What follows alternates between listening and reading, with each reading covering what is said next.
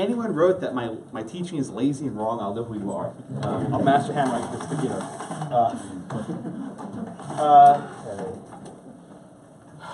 All right. Here we are. We only have 2 classes left, by the way. Why are you clapping? I like you. Do you not want to get over it? You're tired. You're tired of this? I'm tired of the 14th Amendment. Join the club. So yeah, the last class is on Tuesday. We'll be covering the First Amendment. I give this warning every year. Everyone ignores it. Please be here on Tuesday. If you look at my old exams, I always test the First Amendment. The reason why is no one ever comes to class the last day. So that's my way of making sure you come to class on the last day.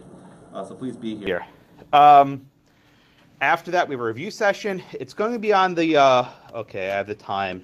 It's going to be on the May 4th. I can start at 10 a.m. That sound good? 10 a.m.? Okay. And I'll start at 10, and I will stay here as long as you have questions. But that is your cutoff for questions, right? After that, you are on your own. Okay. Anything in your minds? You can send an email from May 4th? Yeah, I can remind you. It's going to be in this room, right here. So no surprises. Okay. And I still have my computer under repair, so I don't have the projection. So I apologize. I'll have to do it on here. I'm turning the attendance off now. If you don't check in, do it now. So I'm going to bring it up on this computer. Okay. All right. So the topic today is a fairly new case, right? It's a case that we didn't have when I first started teaching ConLaw. It didn't exist yet. And it's very easy when we say this topic, say, oh, of course, you have Romer, you have Lawrence, you have Windsor, and then you have Obergefell. By the way, it's pronounced Obergefell, not Obergefell. People do Obergefell. I met the guy. Say his name, okay? But it's really easy to say, of course, we knew this was winding up in Obergefell, but you didn't really know this at the time, and we do now. So a couple years ago, I guess it was 2015, after Obergefell was decided, Obergefell came to Houston, and he was giving a lecture on, that's him, by the way. He was giving a lecture on his case. And his facts are actually in the book. It's a really, really sad situation. He spent decades with another man named Arthur. They lived in Ohio. Ohio didn't let them get married under the laws at the time. Arthur had ALS, which commonly known as Lou Gehrig's syndrome. It's a very serious illness. This is debilitating. And they knew that Arthur was going to die. He wasn't going to make it. So they flew on a medical transport plane from Ohio to Maryland on the tarmac, that is on the runway in Maryland. They were married. They had someone just officiate it right there. They were there for maybe a couple minutes. They got married. They took off and flew back to Ohio. And I think he died a few months after that. So Obergefell's case wasn't actually about the right to get married. They indeed were married in Maryland. Obergefell's case was instead about a death certificate, right? Why do you care about a death certificate? Well, when you die, God forbid, but you all die one day, on your death certificate, it will say who your spouse was. And that matters for purposes of insurance and survivor benefits. You're taking property, right? There's certain exemptions you can take off as a deceding spouse. So there's certain reasons why you want your death certificate to reference your marriage. So Obergefell actually sued to have his death certificate amended, to say that he was, not his death certificate, but Arthur's death certificate to be amended. And under Ohio law, that wasn't permissible. Eventually, his case wound up at the Supreme Court, and he was perhaps the most sympathetic of the plaintiffs because he wasn't even asking for a marriage license. He was asking for just a death certificate to be amended. Anyway, so he tells a story. Kennedy, maybe you're like Jonathan, you're tired of this topic. But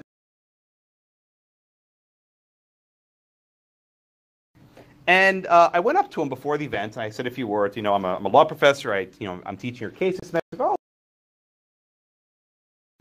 And then I asked him to sign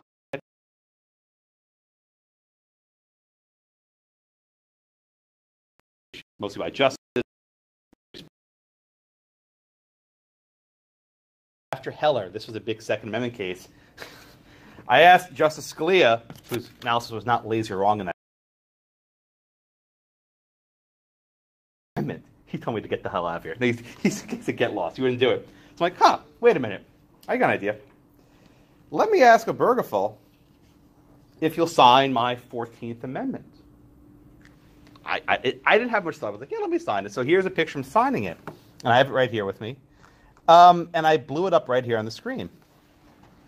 And if you notice, this was not deliberate, but he did me a service for pedagogy, for teaching. You have the 14th Amendment. You have Section 1, Section 2, Section 3, Section 4, Section 5, Section Kennedy. He wrote, Love 1. L-O-V-E, Love 1, W-N. He said Jim Obergefell. And I was looking like, holy crap. He just reflected the fact that the 14th Amendment has a new section. The Dignity Clause, right? And the way he wrote it, just right at the bottom, where there's like a blank space, thank you, Taylor, right? There's a blank space right there. He just wrote it in right there, Love 1. So whenever I teach this case, I teach it every term, I come back to this thing. It's like, love did win. This was absolutely a victory for two men who loved each other, women who loved each other. There's no question in my mind that this was an opinion that made them feel that their relationship would be recognized in the eyes of the law. It was a very lovely thing. But this class isn't about romance in philosophy. It's a class in law. So I try to approach this opinion as legally as I can. And the reason why I assigned all of the opinions, all the dissents, is you get a full range of perspectives on this question that are simply not present in the majority opinion. I have made this point a few times before. Justice Kennedy doesn't like responding to dissents. He just doesn't. And when you don't respond to a dissent, you let an argument go unchallenged. So to think of Obergefell critically, you can't only read the majority, you have to read the dissents. That's why I gave you such a long excerpt.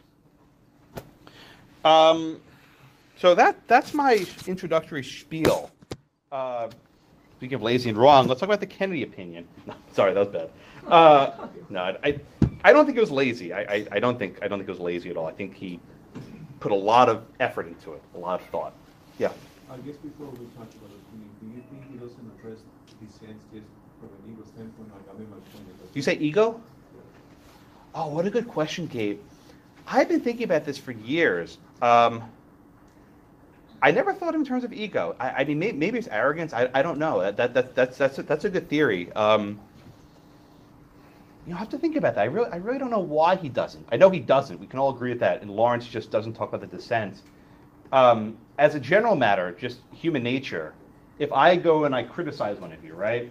You're going to say right back, no, Blackman, you're wrong. Here's why. There's a natural fight or flight tendency in humans that when someone comes after you, you respond. And especially lawyers, right? If you guys are lawyers one day, you go to court. Opposing counsel says, Your Honor, X. You say, no, Your Honor, not X, right? Well, maybe just from another standpoint, like he has the majority opinion too, right? Doesn't care. Yeah. It's like, I got the votes. Fine. Okay, maybe you're right. I don't know. I'll think about this more later after class. But he just never responds to dissents. He doesn't do it. In Casey, in Lawrence, in Romer, just it doesn't matter to him what other people think because he has his votes.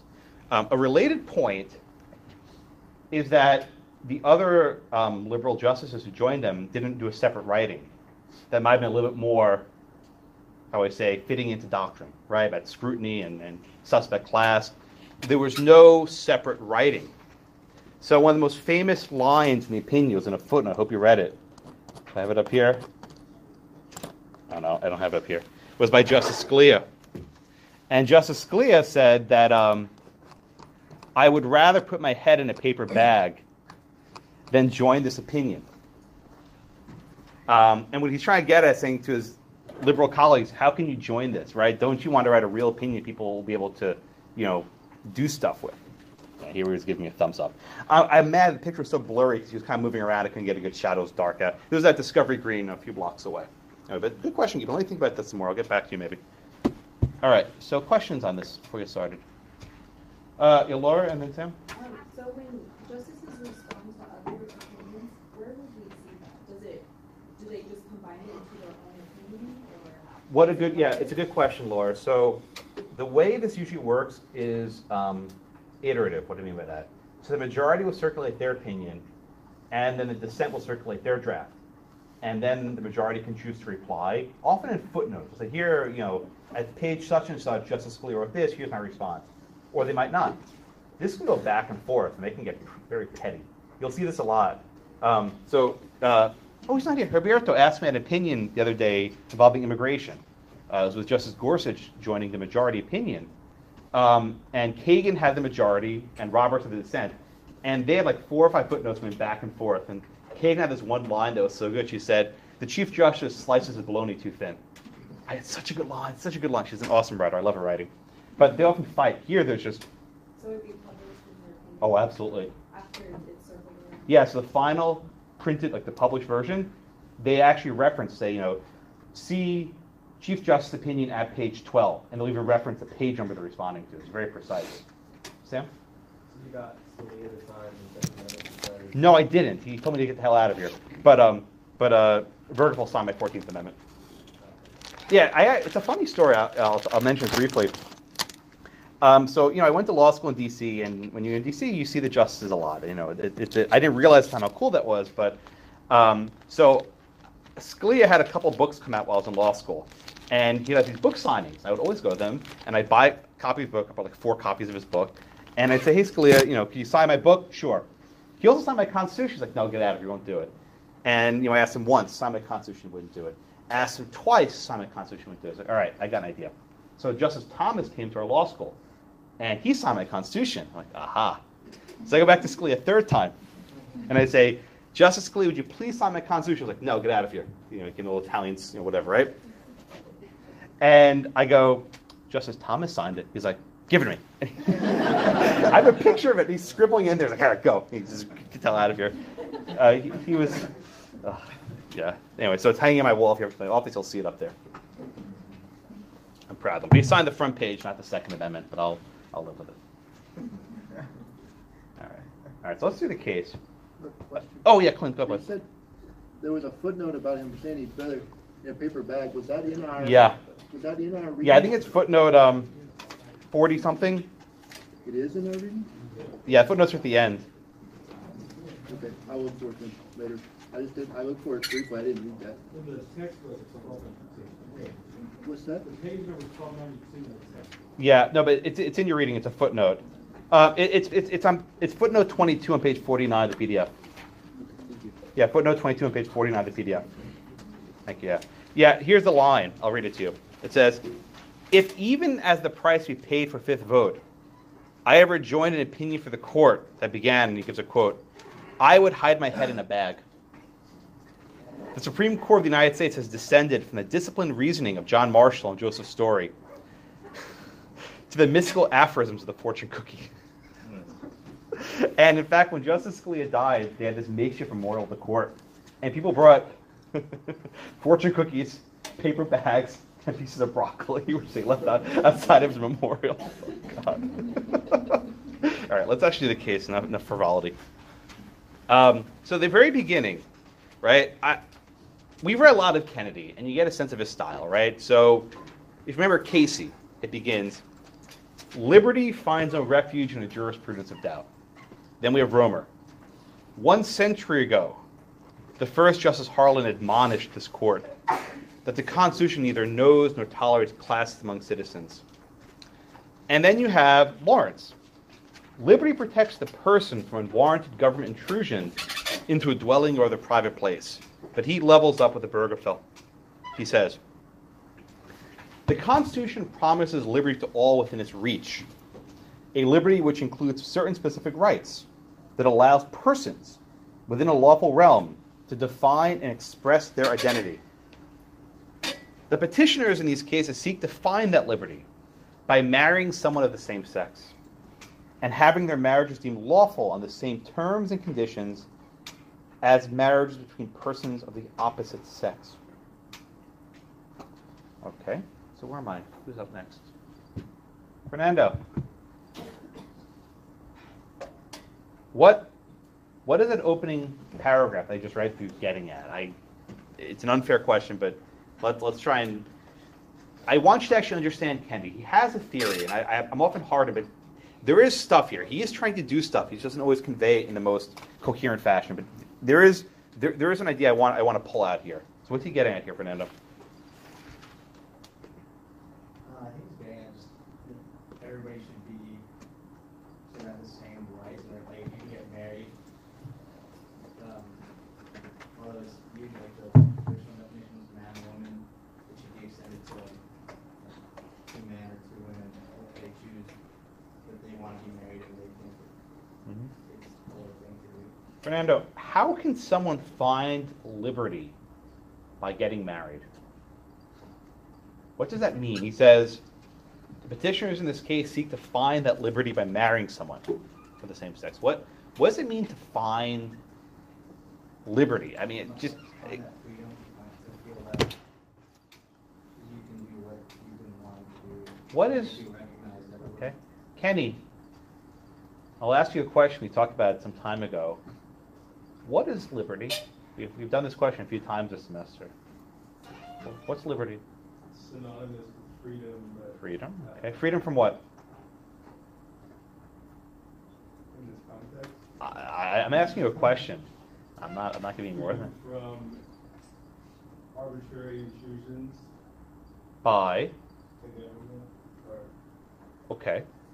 So liberty is a freedom from arbitrary intrusions by the government. Okay. So how does that apply to this case? well, there was talk in the case about not being intrusion, but it was. Is there an intrusion on the lives of these individuals by refusing to give them marriage licenses? I would say yes, it was really not being unhappy, But is that an intrusion? not technically. So Andrew, I think we can all agree that in Lawrence, right? These guys got arrested for engaging in sex. If they weren't even having sex, but just pretend they were having sex, right? They literally had an intrusion into their bedroom, and they got arrested for engaging in some sort of intimate act. I think we could all agree that there was some deprivation of their liberty interests.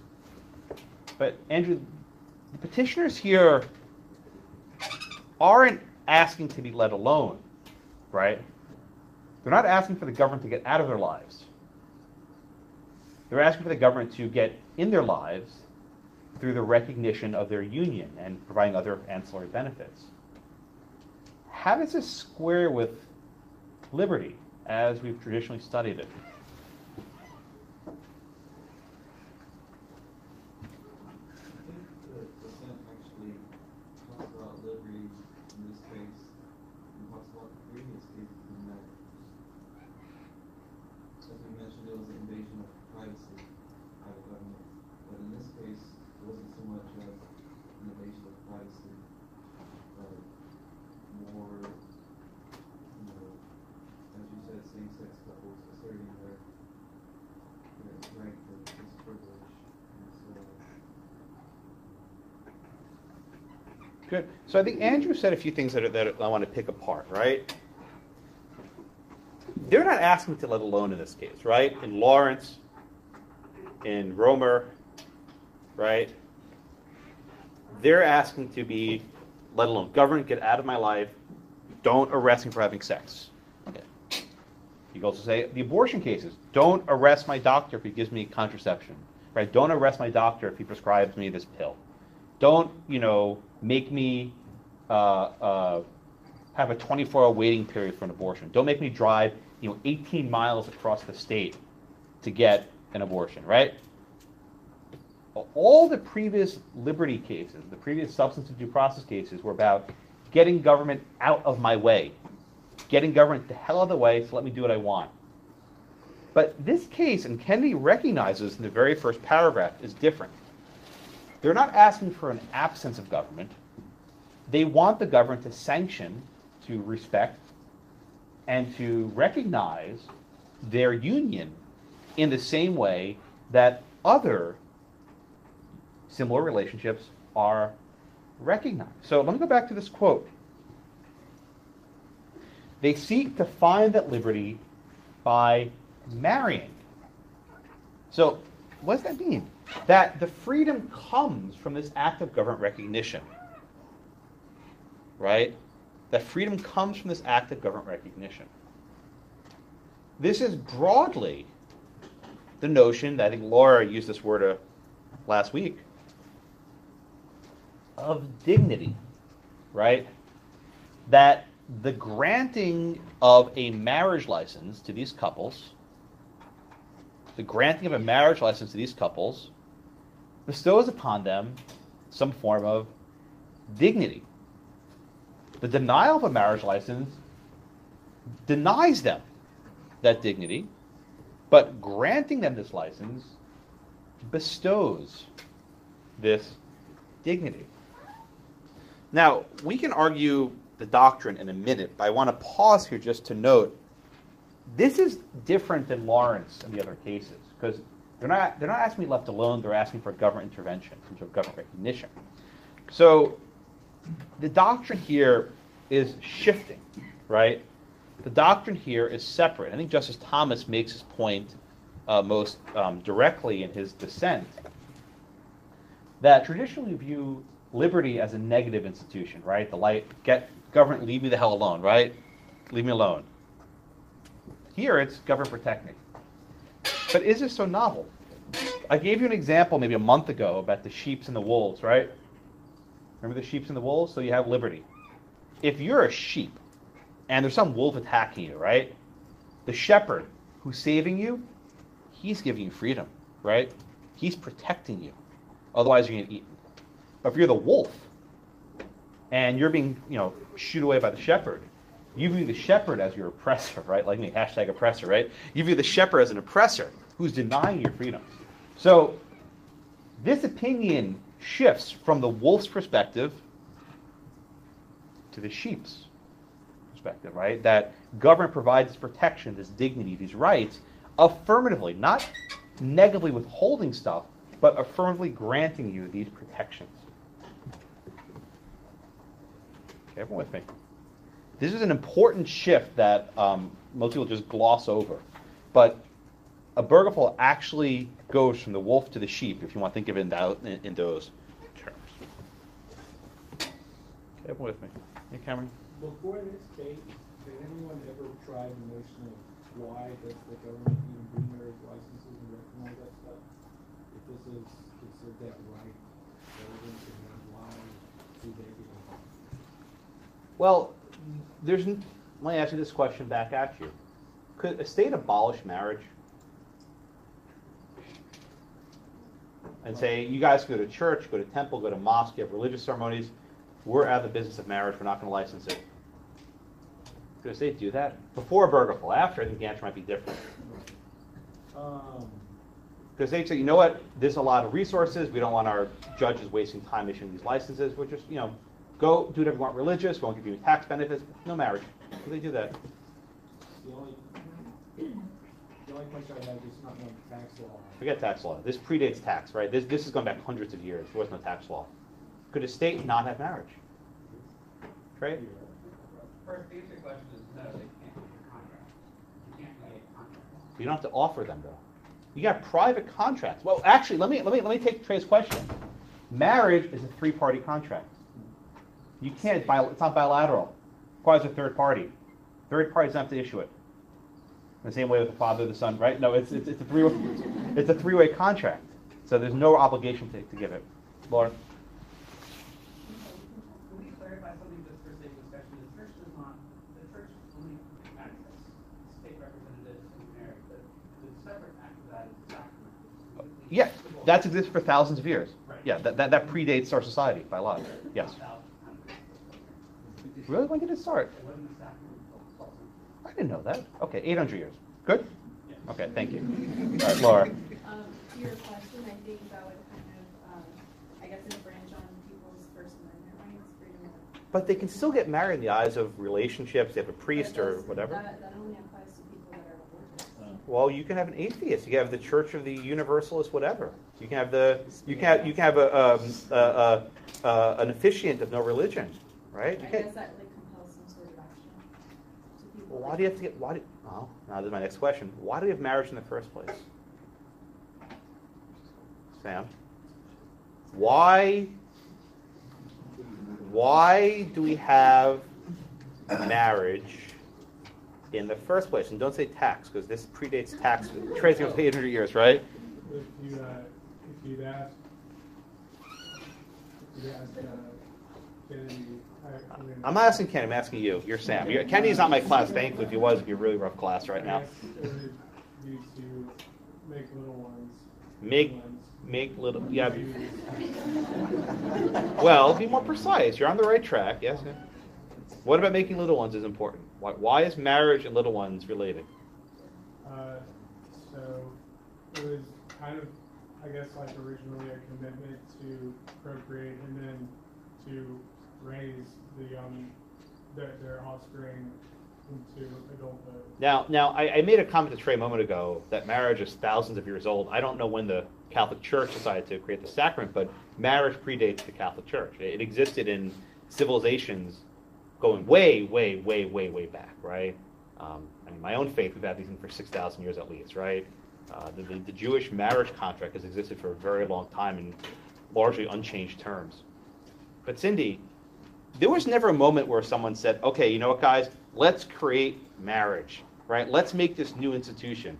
It, like the common law, developed over a long time. But as a general matter, Cindy, why did this institution develop the way it did?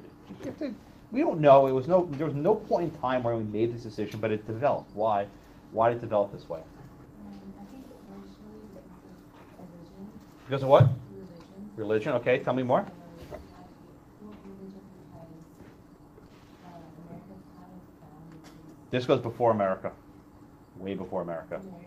Way before Christianity, before Jesus. This predates. Developing the idea of bringing children having a stable family where two parents. Okay. So one point just to clarify, this is not about Christianity or Islam or Judaism. It basically, all civilizations in the world had this. I think Roberts mentioned about the Bushmen of the Kalahari, right? You know, civilizations that just have no connection. Lots of fans, I'll get you a promise. But the argument, I think Cindy and Sam said it, was men and women work together, will have little ones, as Sam said. It's a fact of life. A child has a better chance of success if there are two parents instead of one. Okay? And you can think of, you know, if you're hunter-gatherer, right? If you're on the field, having two people helping is better than one person. So the idea was we should create stigma for people who get married, who get children outside of marriage, what's called wedlock. And we should reward those who have children and stay together, right? And how do you reward that? Well, it can be tax, perhaps, in today's purposes, but back then it means you could protect aspects of society, right? Your children can inherit property, right? They can take the sacrament. Whatever other institutions developed, it was around children. Now, it wasn't always so cut and dry. You studied in property, which I also teach, the concept of coverture, right? The idea that women who are married can't own any property. It's under the husband's name. You study things like primogeniture, right, where the firstborn male takes. There are a lot of aspects of this history that people are shaking their heads. You should have. There are a lot of aspects of this that aren't so pleasant. But throughout all of history, the reason why marriage existed was to ensure a responsible a grouping for parents to raise their kids. Now, is that true today? No. We have a divorce rate of nearly 50-something%, right? It's true. We have a wedlock rate that's pretty high, where a lot of children are born where the parents aren't married. And lots of children are not being raised by their mom and dad biological. We also have people who aren't able to reproduce on their own, so they use adoption. You use in vitro fertilization, right? There are various other tools used. And then we have the fact that you have gay and lesbian parents who are fantastic parents, right? They're just as good as anyone else. But the question presented in Obergefell is this. Starting over today, or are we saying, does the tradition that's existed have a basis to continue, right? In other words, if we were starting from a blank slate, maybe we would never make marriage. Maybe we do polygamy, right? Maybe we have sister wives, more parents, better for the kids, right? But we're not writing on a blank slate. Given that we've had this tradition for a number of years, is there a sufficient basis to continue that? If people want to change it to the democratic process, they can. You have a ballot, you have initiatives, you have court decisions don't count. They're just making it up, right? But if you have people actually voting for it, they can change it, right? That's the question. I don't care if you agree with me that today a child is likely to be better served in a home with a mom and a dad. I don't care about that question. The question is that to uphold the marriage laws, or is it no longer a valid basis? Okay, there are lots of hands. I don't know who wants to go next. Trey? Well, I agree with you. The problem is if you take the ballot initiative, you go back to last session, Romer, and the courts will decide, well, we don't agree with it, we find it unconstitutional and break it down. Sometimes I anyway trying to equate do with this. But I think there is always the possibility that the courts find a law that is unpopular, turn out to get constitutional. Well, indeed, the laws that were struck down in this case were enacted by referendum, right? These were constitutional amendments to state constitutions. Jonathan, your hand was up a few minutes ago. I thought the whole marriage evolution originally, it was only the landed, only the wealthy, only the aristocracy. It was only to convey property and to create fee-tails, and it had nothing to do with love or even procreation. It was just a byproduct. They were trying to secure like treaties between like. I think that's true, but there was an aspect where the serfs were allowed to get married also. But it wasn't viewed the same way. So my point is, marriage isn't this holy thing. It's this, and it's always been this. It's been an evolution. They always were letting not some people do it and others do it, and it just kept getting. I don't know if during the times of feudalism people were excluded from marriage. I don't know the answer. Yeah, Carlos. I'm just gonna put into that and go back in cultural anthropology. We're seeing that the power of the state was directly related to the amount of manpower in everything. The mortality rate, like in ancient history, was way higher than what. Oh, mortality rate, you said? Yes. Okay, thank you. So a lot of if you have a kid out of without two parents taking care of it, it will usually die. So the interest of the state was getting an institution or a form of assuring that kids will get to an adult age. Because that means more manpower for either gathering agriculture and especially for war. Because up until the invention of artillery and machine guns, the power of a state was directly related to the size of the army. Good point. I saw a few other hands. Yeah, Whit.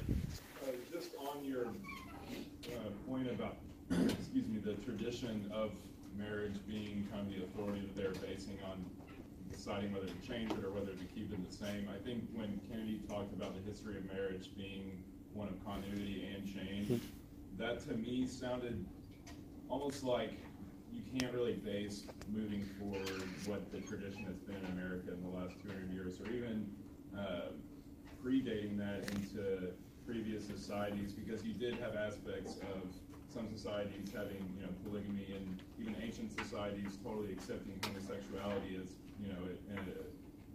just an aspect that of their society. So I think what Ken was trying to say was that although we do have these traditions we should respect, they're not determinative of our policy moving forward. So that line Whit said, let me focus on that for a minute. Continuity and change. Whit, let me ask you, by what mechanism did those changes occur? I mean, generally, how are laws changed? Through the people's decisions. I mean, in a modern time, I guess that's how it would be. Was it through the courts? No. Yeah. And that's so, Scalia, I guess. yeah, so I mean, there's no doubt that marriage has changed, right? Now we don't have coverture, right? There's no fault divorce, so you basically can get out of it without any adultery or abuse. But those changes were made by legislative act and not by court act. I saw another hand somewhere. Yeah, Colby. This is outside of the 14th Amendment, but it's in the Declaration. Would this be an intrusion on their pursuit of happiness? Who is pursuit of happiness? The couples that. So it is outside the scope, but I'll answer your question. The idea of the pursuit of happiness generally refers to an absence of government, not an addition of government, right? It's basically government gets out of your way to let you do what you want to do. It's not asking for a right. Okay. Gabe. Yeah. So when I was reading the opinion, I know there's a lot of things that touches, but one of the things you mentioned was, predating Christianity, religion, stuff like that. And I feel that marriage, besides what people consider as only man and woman, it's a union between two people. And I feel to some degree that marriage, from a point hundreds of years ago, will be survivorship. And I feel that even though marriage has changed over time in the past decades, just reading through the whole opinion, it's just a unity of two people. And he kind of, I think, Kennedy just kind of adding all these historical things in all these cases. At the end of the day, it's just a union of two people. Why two? Why not three? I think that would just be going far in what he's portraying. That's your opinion.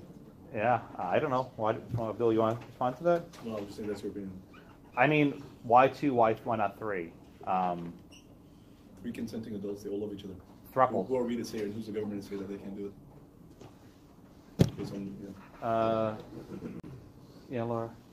So the 14th Amendment, the framers, when the second framers that drafted or ratified the 14th Amendment, they basically, drafted the 14th Amendment to protect individuals from, having or being subject to like second-class citizenship. And within these clauses, I know they use like the Due Process Clause and the Equal Protections Clause as well. Does Justice Kennedy, I guess, going back to like the dignity concept, he expands the liberty term to cover the dignity concept in this case as well? And does he tie it in because of the 14th Amendment, the framers of the 14th Amendment? Well, let me ask you the question back, Laura. Does Justice Kennedy care about history or tradition in this case? I mean, to a sense, yes. Oh, he doesn't. He actually is irrelevant. Because he acknowledges, in fact, this is actually one of his most candid points. He says if we ruled on this case based on history and tradition, the couples lose. But what he says, quote, when new insight reveals discord between the Constitution's central protections and a received legal structure, a claim to liberty must be addressed. He says it flat out. It's like, well, we have these new insights. We didn't understand gay people 100 and whatever years ago we do today. Let's address this now. So there are the different concepts of substantive process. Remember the deeply rooted test? He just says, not going to go there. So he's not, he's like rejecting the whole framers' intent. It's irrelevant to him, utterly. At least in Lawrence, he tries to make the argument that prohibitions on sodomy were meant to be for non-consensual acts. He tries to at least ground it in history, right? In Roe, they discuss quickening, right? That there were some early protections of when feticide became a crime. But here he's basically saying, you got me, right? Before 2000, in the Netherlands, gay marriage wasn't a thing. Whatever. This is why Chief Justice Roberts, in his dissent, writes that Glucksberg, this is the deeply rooted test, is basically overruled. This is why Randy and I have an argument. I don't think Glucksberg is law anymore. He basically overrules this, that now the test for recognizing substantive due process rights is about dignity. It's nothing about history and tradition. Yeah, Clint? Laura, somewhat touched on what I wanted to touch on. I want to take it in different areas. So the 14th Amendment was created to protect the newly freedmen, in theory. And Was it? that's my view. I Okay. thought it was created to keep states from being able to pass laws that would enslave slaves. Does it protect women? The freedmen. No. Does it give? Obviously, it didn't at the originality because we saw the cases where it was not applied.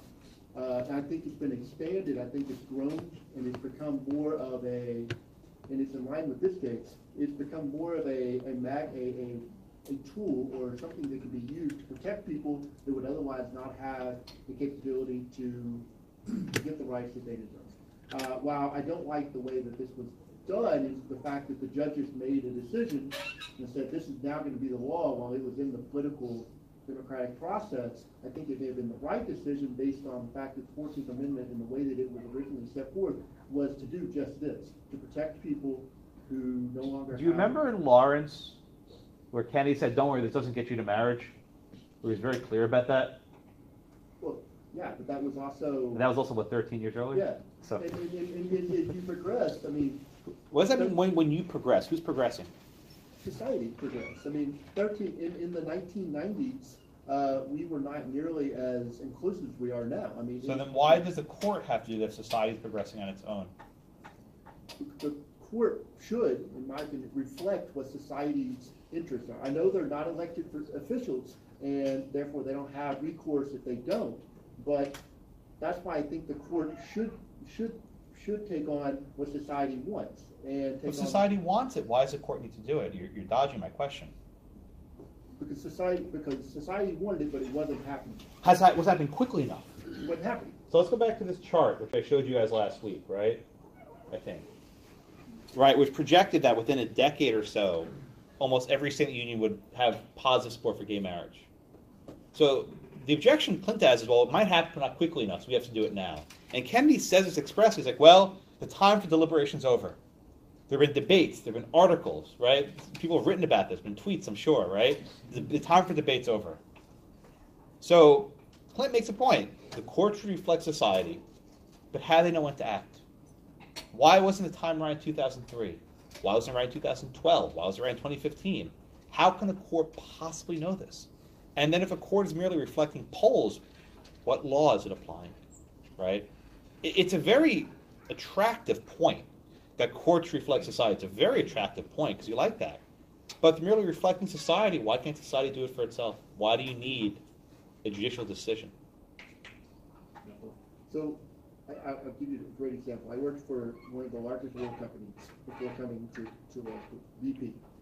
If you wanted to do something within BP, the bureaucratic process to get something done may take you 10 years. So if you wanted to make an investment, bureaucratic process, you would many a times miss great opportunities for change to run an organization because it took you too long to get something done. I think it's very applicable to this situation. We had a necessity, something that needed to be done based on just dignity and all the other fancy words that they want to throw in, but it was just the right thing to do. And the court stepped up and said, okay, we as a society, as demonstrated by this... Does Kennedy, the 5 lawyers speak for the entire society? They didn't necessarily. Oh, they sure as hell did, Jonathan. Aren't they the judge, jury, and executioner? like they're that. all three at one. So it's not that they're just 5 lawyers, but they're kind of a product of the system. And on top of that, we do in our system so stymied by political crap that nothing's getting done. You got a president who doesn't care. I like to rely on at least that third branch is there doing something. So it's a thought experiment, right? If the Supreme Court didn't take these cases in 2015, how long do you think it would have taken for states to start amending their state constitution? I think by 2018, almost every state would probably have it at this point. I mean, again, these numbers were based on 2012, but by 2018, virtually every state will be north of 50%.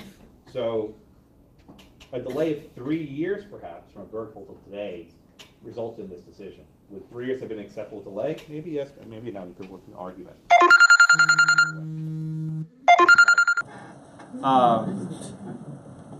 got over. So let's talk about the 4 reasons, right? I think on our cards next. Yeah.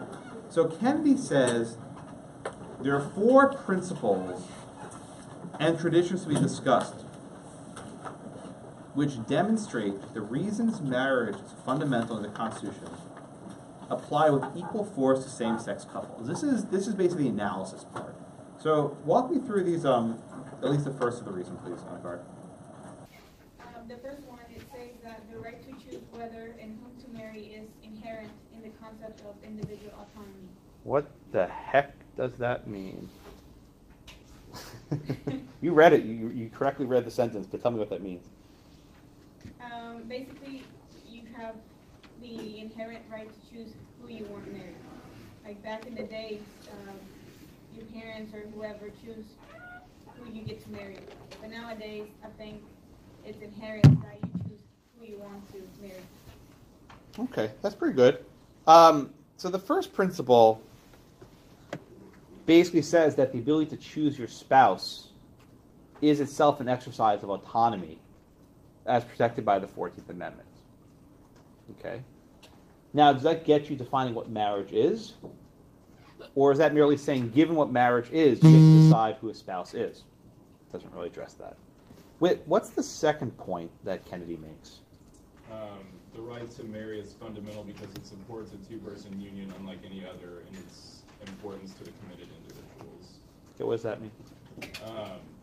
To me, it was kind of taking the perspective from the people trying to get married and the liberty interests that affect them directly, and saying that because of its importance to them rather than to like society as a whole, we should consider that as a factor as well. So he quotes from Griswold, and Griswold said that marriage is as noble a purpose as any involved in our prior decisions. Why was Justice Douglas 4 times divorced, right? Why was he saying marriage is such a noble purpose? To be honest, I'm pretty cynical about this, and I've kind of made that, I guess, a little bit clear on some of the cases we talked about previously, where they kind of throw out this idea of love. This wasn't about love. And I guess like marriage in its traditional sense being applied to everyone, but yet, like you said, divorced 4 times. And so I don't know. To me, it was kind of bullshit, but... Well, try answering without swearing, but why was it such a noble purpose? Sorry, yeah, so I guess just the historical context of what it was always... Why was marriage so important? It's a very easy answer. We already said it. Why was this a way of life? Just having kids. Little ones, yeah. It's about procreation. Every single decision that the court cites here, which discusses marriage, references procreation. And Justice Kennedy's decision not to even acknowledge that is one thing that drives me batty. He just puts that aside. But all these cases concern procreation in one form or another. Okay? Then it's just one line. This one. Outlaw to outcast may be a step forward, but it does not achieve the full promise of liberty. What was that? Well, Lawrence legalized sodomy, but they couldn't recognize this. They were merely outcasts, but no longer outlaws. Whatever law clerk wrote this should have maybe taken a second read. So, Janelle, let's talk about the third one. What's the third principle the court recognizes? That it safeguards children and families, and thus draws meaning from related rights of child rearing, procreation, and education. Okay. I think this one weighed on Kennedy especially. He's very sympathetic to the plight of children. This comes up in a lot of his cases. And he says, without recognition, the children will have the stigma of knowing their families are somewhat lesser. Jelly, what's the stigma? What does this word mean? Not good, like having that label almost of lesser than. Yeah, and we long had a similar thing for unmarried parents, right? The term illegitimate child, which you've probably heard, or, that's a curse, bastard, right? A bastard child. So for much of American history, children of the product of unmarried couples were indeed deemed illegitimate. They could not inherit property, right? There were specific stigmas attached to children of unmarried parents.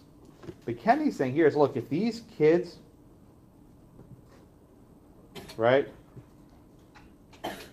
these kids should not be treated differently. Okay? And Raquel, take it home, the fourth point.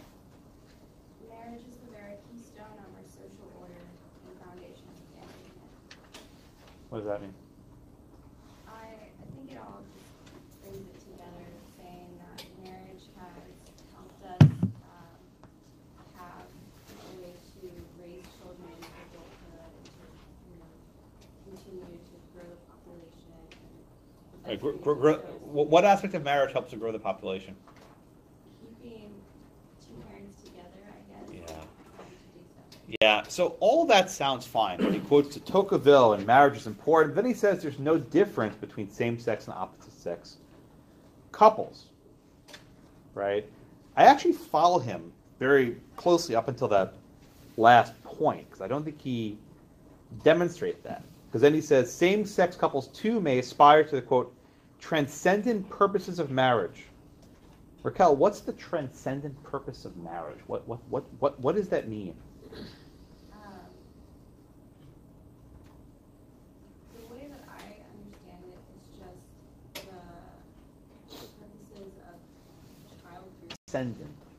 This is a very Kennedy word. He loves that word. He does use it a lot. You're right. That it should be intersectional. It goes through. Intersectional. What does that mean? Through everyone, so it doesn't matter what, like, you're straight or gay or any like color, right? It should be equal. But what does transcendent? What does that word transcendent mean? Anyone? I don't know. Yeah. Like surpassing. Yeah, to transcend means like to go beyond this normal realm. It's not quite spiritual. I don't think there's a religious connotation, but it has a similar sense to it. Warren? He's saying that the institution of marriage is more than the sum of its parts. It's not That's good. just a tool for more efficient child rearing or an excuse to get another tax break. That all of the things that constitute a marriage together form something that transcends what has been written in the law books. It's a concept that is maybe more cherished than the individual things that people protect, like the right, the survivor benefits or anything else. Or he's saying that maybe those could be incidental to the greater concept that people are holding on to, that there's this thing called marriage and it defines you as a person. And so the provision of this government license defines you as a person. It allows you to play part of that social concept that is marriage, in the same way that, like brown people, or it allows you to be a part of the social concept of the public education, even though it's like not your right, just to be, like you're like, I don't know, like it was reminding me of a separate but equal type of thing, because like, if you're asking for the government to educate you, and you're saying, okay, like, yeah, you should be able to be educated the same as everybody else, like you should be able to be married the same as everybody else. Warren, let me ask you a question. Giving that to you. Let me ask you a question, Warren. Why isn't this primarily an equal protection case? You compared it to Brown, which I think is a good analogy. Why couldn't the court just say this is a classification on the basis of sex, put it through intermediate scrutiny, VMI, Virginia case, be done with it? Why is this not a straight-up equal protection case? Yeah, it seems like it would be a stronger case if it were. Yeah. The first thing that I wanted it to be was a privileges and immunities thing, but it's like you don't really, do you have a right as a citizen to be married? Maybe you do, maybe you don't, but yeah, equal protection for me works better. So, Ruth, let me give you this question. Yeah. There were lots of appellate decisions on this, and I think probably one of the better ones by Judge Posner on the Seventh Circuit. It was cut and dry. It was an equal protection opinion. There's a classification on the basis of gender, heightened scrutiny, intermediate scrutiny. It fails. That's neat. right? That fits in our doctrine. Ruth, why did Justice Kennedy make you read 20 cockamamie pages about transcendency and everything else and dignity when he could just squeeze it into a normal equal protection opinion and been done with it? Why? This is what I'm getting at with Kennedy. Why is he doing this?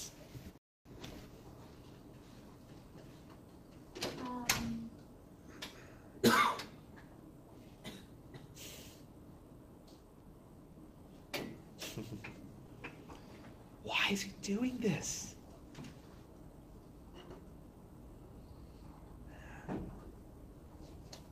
Well, he's challenging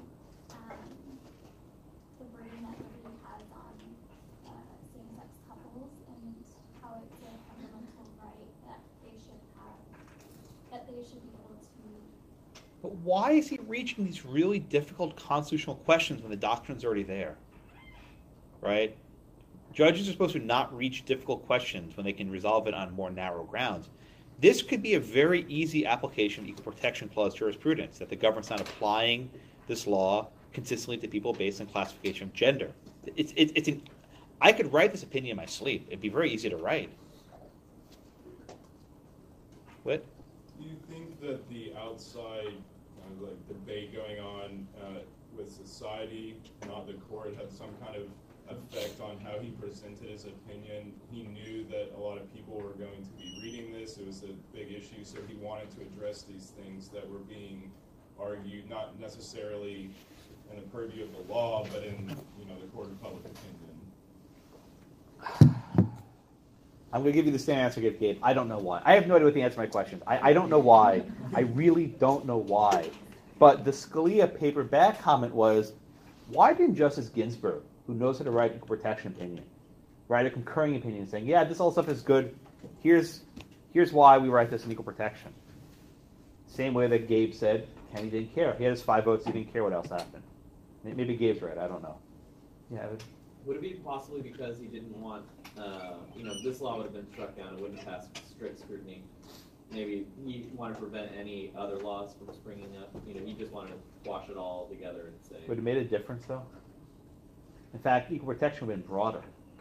Because as a consequence, we're at the point today where if you deny someone a marriage license, right, you violate the 14th Amendment if they're gay. If you fire them for being gay, you're under rational basis review. It's a weird spot, right, where it's a bigger offense to deny someone a marriage license than to say fire them from government employment, which seems backwards in my mind, right? You would think that employment comes first and marriage comes second. But because of Kennedy's opinion, it's flipped the other way around. So I don't know. I often give you guys questions I don't know the answer to. I like actually what you think. You often give me good food for thought. I learn more from you than you'll ever know. I actually mean that. I learn a lot from you guys because you're smart. You're all smart students. Yeah, Stephanie, then Laura? I was just going to add to that. It seems like Kennedy really, really, really wants to resurrect Lochner. He wants to resurrect Lochner. You think so? Yes. I think that's why he didn't. He's doing it for the bakers? And I know he's making the process a little bit more squishy. He's bringing Lochner back? I think so. Yeah, there it is. Yeah. On his third principle, when he talks about children, when I read it, I immediately thought of like the badge of inferiority, which is like the equal protections. And then once he gets to the point where he's talking about equal protections, I thought the whole time I was kind of reading. Yeah, and that's like a bait and switch, right? So I was thinking, I agree with you. I think the Equal Protections Clause is a lot of a stronger argument or base of, ruling the way he did rather than, again, try to extend. Yeah, Laura, I think you're right. I would have loved to have seen a Kagan opinion or a Ginsburg opinion on equal protection. I think it would have been very easy for me to teach, but there's nothing else, right? There's only this, which, you can like gay marriage and say, what the hell is this? In fact, there's a bunch of law professors writing a book called What Obergefell Should Have Said, where these law professors are writing opinions that should have been written by Kennedy. They also wrote this for Brown, what Brown should have said, what Roe should have said. It's surprising. Law professors feel compelled to rewrite these really middling opinions. Yeah. Do you think there's a possibility of And we like to think that the Supreme Court should be this kind of neutral body, but obviously there's a realism to it. Do you think they maybe came to that conscious decision that, look, we know for sure we're foregoing, and we know for sure the other four are going. And if Kennedy's the deciding vote, we're going to have him write the only opinion. So it's a solo, no debate from our side. Yes. And it's that middle judge, so to speak, that's doing this, not something like that. Yeah, I think that's right. Kagan and others, they said, let's not dilute it. Let's just join this crap. We'll clean up later after Kennedy retires. We'll put a paper bag in my head for now. The aphorisms of fortune cookie, right? All right, so let's move on. So he has these 4 principles. Where he gets these 4 from, I couldn't tell you, but these are his 4 principles. And then he rejects tradition. He rejects Washington versus Glucksberg.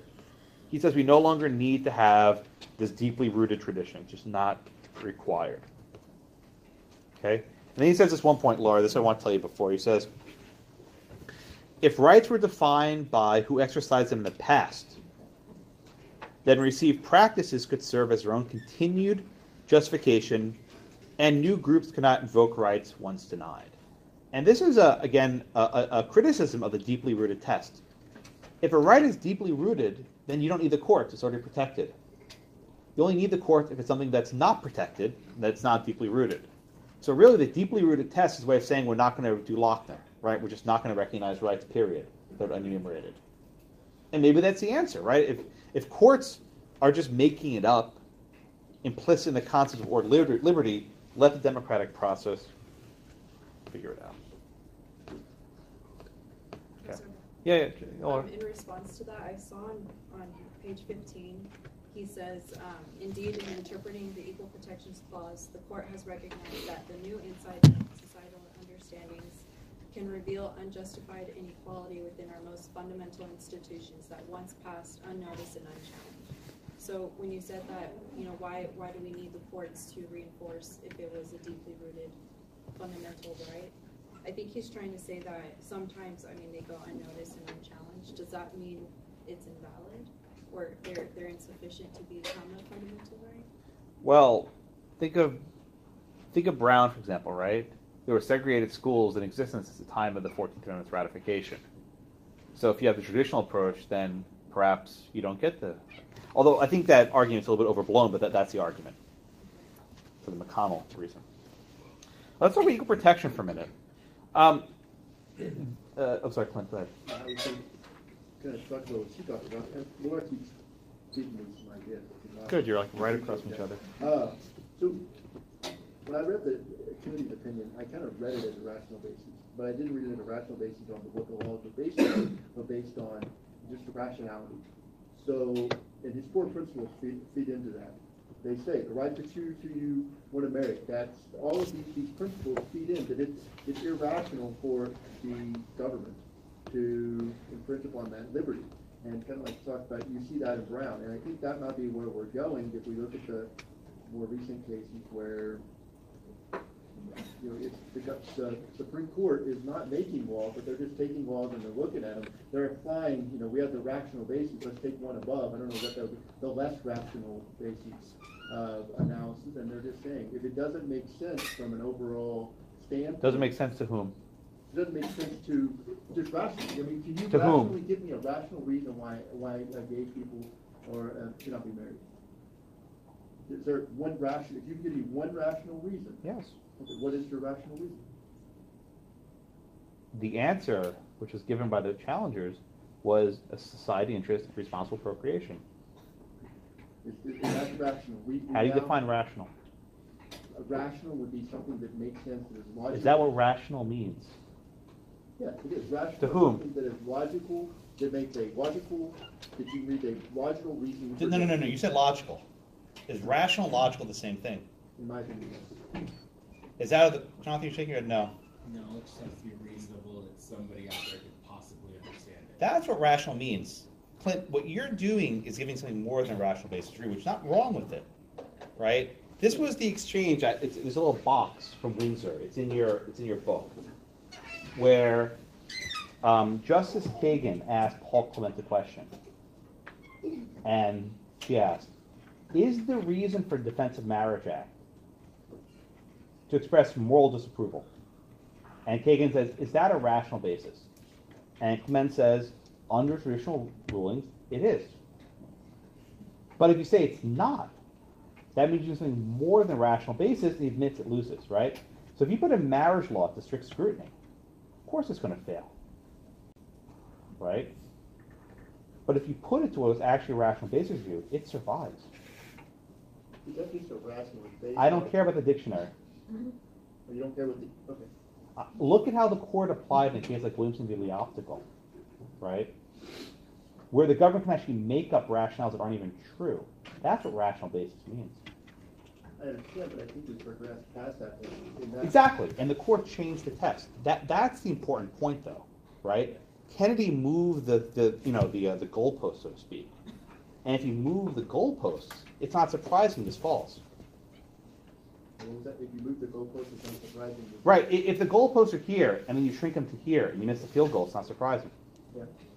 He didn't move the goalpost. He moved the goalpost out. I don't feel he moved them in. Well, if you're kicking and you make wider goalposts, it's easier to get it in. So Yeah. you have to make the goalposts very narrow, but the same metaphor works. Yeah, and so the idea of what I think he's done here, and the reason how I can justify his core principles, is he looked at this law and he said, this does not make rational sense. And your definition of rational, my definition of rational seem to be, mine's based on the English dictionary version, yours is based on what you interpreted in what they called it in the courts in rational basis. I can see the disconnect there. Using the English definition of rational, meaning that it is based on logic and reasoning, there is no rational reason to not allow someone to be married if they want to be married. There is no rational reason in today's standards to not allow a couple to, no matter what they are, to have the benefits of being married. And that's where I think these four principles, and the reason he came in, he decided these four principles because that very much supports a rational decision. So is this like Lochner? It is, yeah, I think we are. I mean, someone said we're going back to Lochner. We are. We're transitioning back into a Lochner thing, which is scary, very scary. But it may be what... So what other sorts of laws can courts say now make no sense? Oh, wow. I mean, that opens up all kinds of stuff. Gun rights is the first one that comes into mind that I'm very adamant about. So I did this on purpose, right?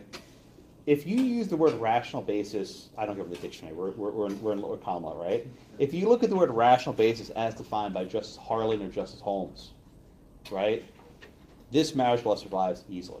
If you use Justice Peckham's definition, I think the marriage law also survives.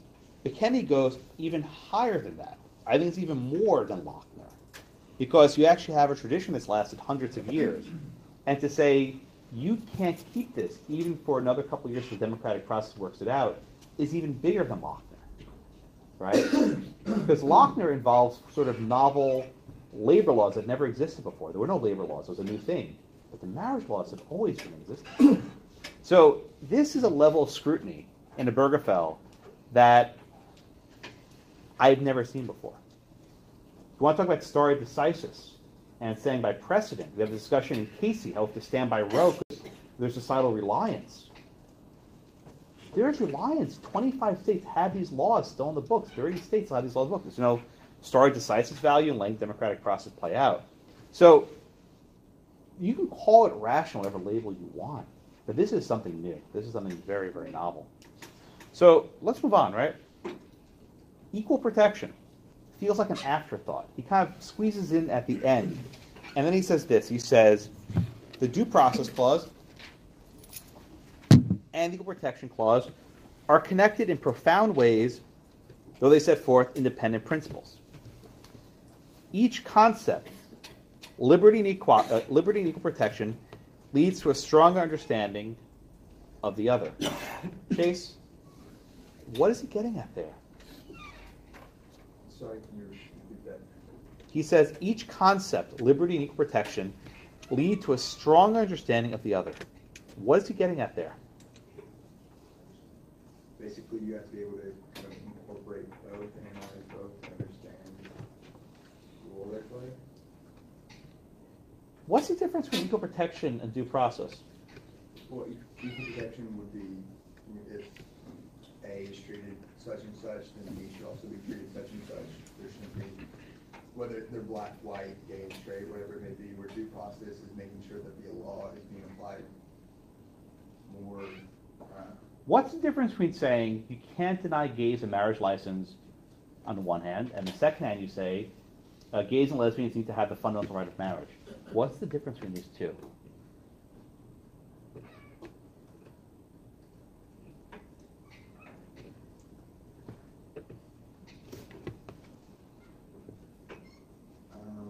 In one case, you're being denied a right. In the other case, you're being denied a right. So what's the difference? Jake, want to get started? What? I think that's what he's getting at here. Laura? He says that the rights are implicit in liberty for the Oh, that's our favorite phrase. What does that mean? Rights are implicit in liberty. They can, yeah, I mean, they're implicit. I don't know what it means either.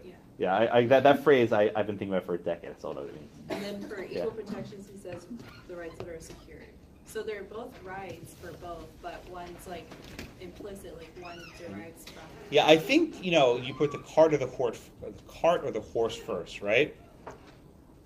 You can't be denied equal treatment unless the right exists in the first place. So I think you first would say the right exists, and then say it has to be applied equally. I think that's the progression. That's why he did it this way. I mean, I don't know. Every time I read this case, I think different things. It's like a Rorschach test for professors. Okay. So then we come to the conclusion. Yes, Sam?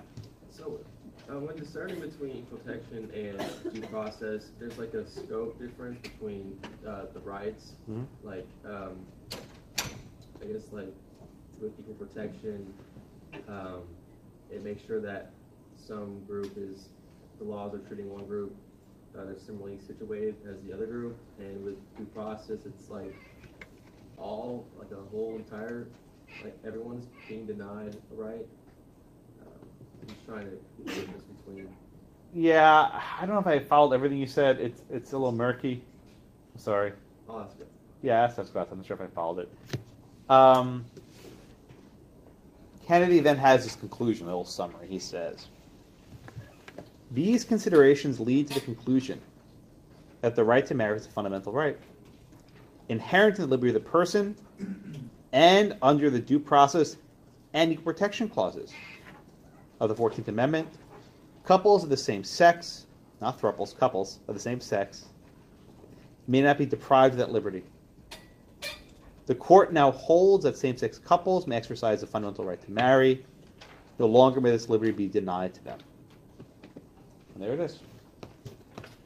That's it. Trey?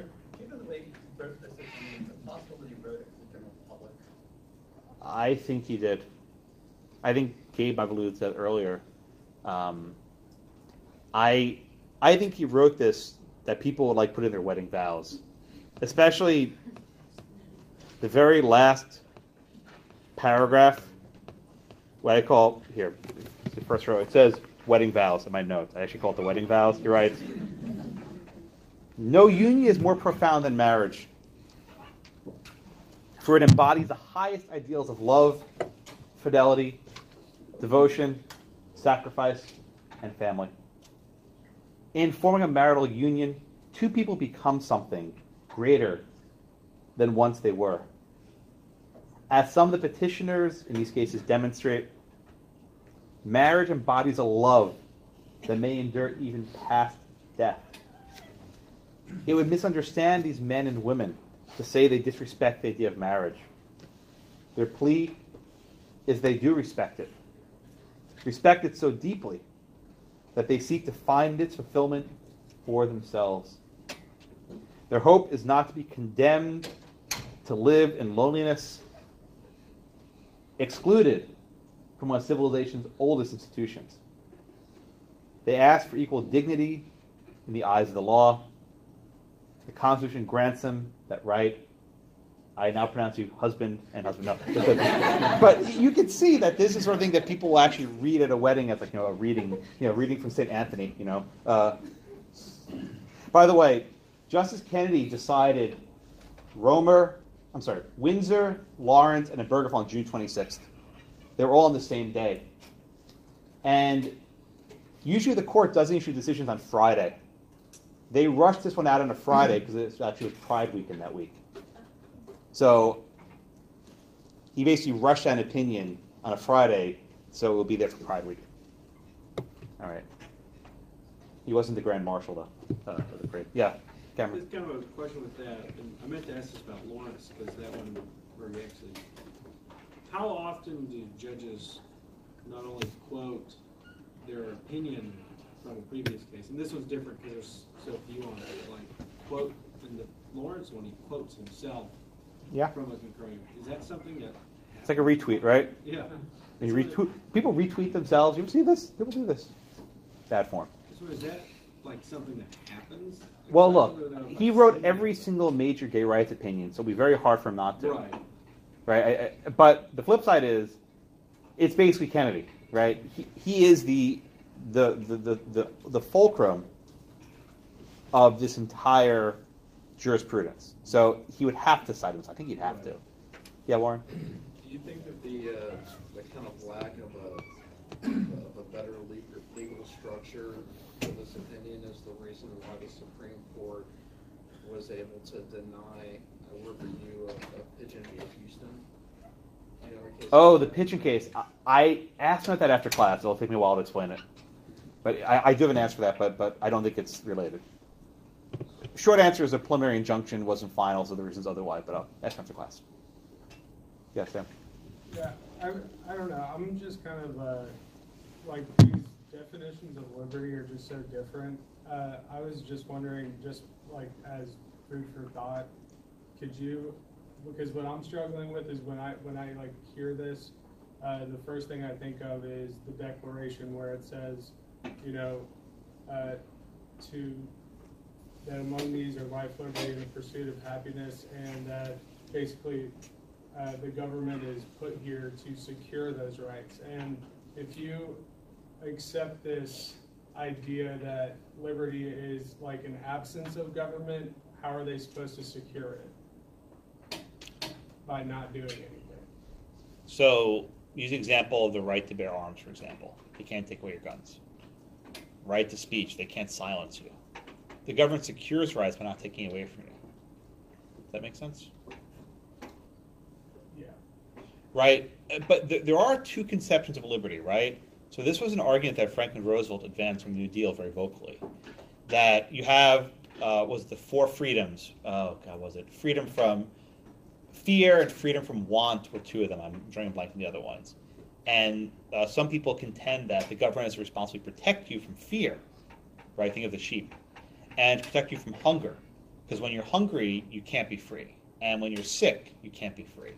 So there's some conceptions that protecting your freedoms mean giving you certain rights.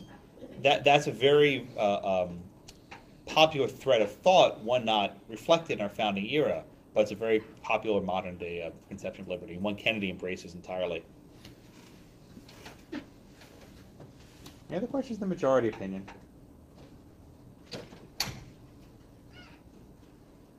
Yeah. So the Lucan... Glucksberg. Yeah, Glucksberg. We didn't study that case. That was... We didn't, and I don't. The reason why I don't want to sign it, because I don't think it's good law anymore. Okay, it's not good law, because... Randy and I debate at this point, but anyway, ask your question. So we don't need to know. Well, no, I didn't say that. That was an assisted suicide case out of Washington. I did a little That's right, yeah. it. And essentially the issue was whether or not someone has the right to kill themselves. Is that... No. So Glucksberg concerned a right to assisted suicide, right? Yeah. It's not a crime to kill yourself because if you're dead, how are they going to prosecute you, right? It doesn't work. But can a doctor provide you with the means to kill yourself? Think of Dr. Kevorkian, if you remember back in the 90s. The petitioners in that case asked for a constitutional right of assisted suicide, which would mean the state law was unconstitutional, and the court rejected that. They said there's no tradition of assisted suicide as a right. There's no history of it. Here, Kennedy just brushes that aside and said it's irrelevant. So the issue, okay, so I'm misunderstanding. What was the issue then? Is there a substantive due process right? For you to kill yourself or allow not to kill yourself. but to have someone assist you in killing yourself. Okay. That's fair. Got it? I'm sorry, was there? How's that any different than Bowers? Like bringing a doctor in to help you with private care. Bowers? That's Sodom. What do you mean Bowers? Oh, is that the one where they want to have an abortion? It's not Griswold? Yeah. Or contraception? Yeah. Well, the justice that wrote Griswold was Justice Douglas, who ended up the penumbras thing. Justice Rehnquist, the conservative, wrote Glucksberg. And if you notice, Chief Justice Roberts calls Glucksberg the modern substantive due process case. For about a good 10, 15 years, we thought that Glucksberg was the rule for substantive due process. But after Obergefell, I don't think it's the rule anymore. Yeah, back when I was in law school, Glucksberg was the case. That was the case for substantive due process. But I don't even assign it anymore. I don't think it's worth reading. They were very short. I'm going to make Randy get it out eventually. But a short excerpt left. Maybe in the 5th edition will be on. The cases come and go. These things have fluidity. They're not static. Any other questions from the majority? We spent a lot of time on it. Hopefully you sort of see Kennedy's thinking. Again, he has a purpose. He's trying to do something very specific. I think he doesn't do it well, though. It's very, very dense and very hard to follow. But anyway, any questions on Kennedy? Do you feel like we're moving towards Lochner again, based on the Kennedy opinion? No, I think he just likes gay people. Right? He does this in any other context. He has a very soft spot for gay rights. A very soft spot. In other cases involving property rights, he's rejected Lochner. This I think, is a one-off for him. So if we get a modern-day exam question, we don't want to say that we're transitioning near the Lochner court based on this? I don't know. You can say whatever you want. I don't know. I mean, there are some people who think that our free speech jurisprudence is Lochner, right? That case like Citizens United is Lochnerism. So there's a very strong thread that the court's willingness to strike down laws on First Amendment grounds is an application of Lochner. You know, Lochner was 14th Amendment versus First Amendment, enumerated versus unenumerated, but speaking of Lochner, about Roberts in a minute, Lochner is always on their minds. He's always afraid of the bakers. Right? These muffins and these loaves of bread will come and haunt the Supreme Court.